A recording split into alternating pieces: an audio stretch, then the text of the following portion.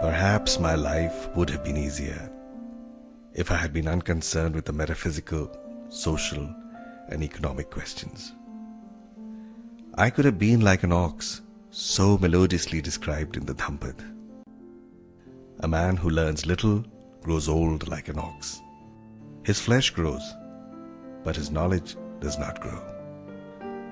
Or if I had the courage, I could have sincerely chosen a course, and like some of my valiant friends, struggled for it.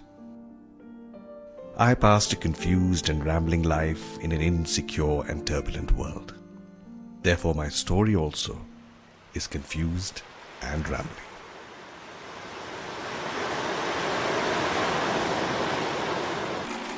My generation has lived in a world in turmoil, indeed a troubled generation. I was born when the First World War began in 1914.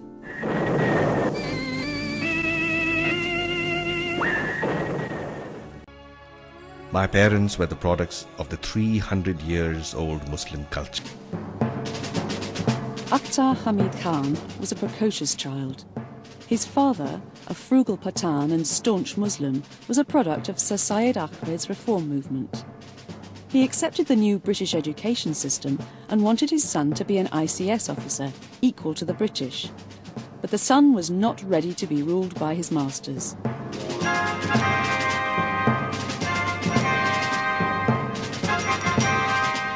Well, anybody in those days who would resign from ICS, what else the world will think? This was the most coveted service. It was the toughest sort of competitive examination probably in the world. I mean, all over the world, I mean, people used to compete for it, at least in the British Empire. So somebody who gets in and then resigns, well, of course, for the ordinary people, a person must be a fool to do that.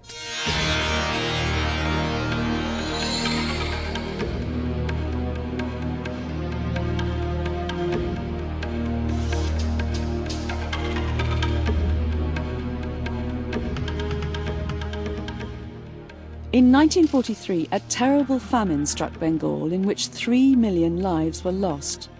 There were grave doubts that this catastrophe was a ploy to squash the Bengali uprising. In Dr. Khan's province, it was a different story, as he refused to cooperate with the government operations.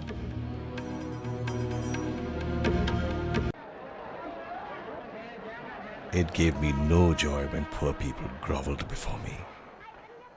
It embarrassed me.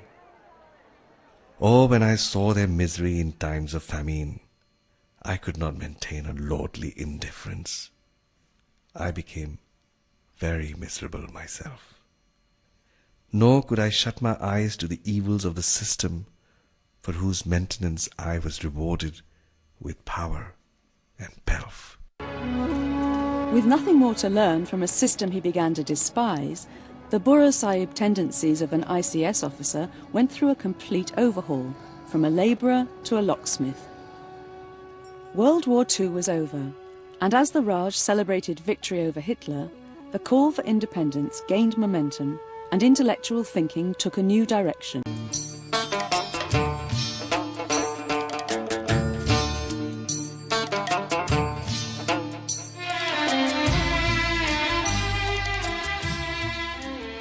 In 1959, the new village aid director, with philosophies fresh from Michigan State University, desperately searched for solutions for poor farmers. 90% of them owned less than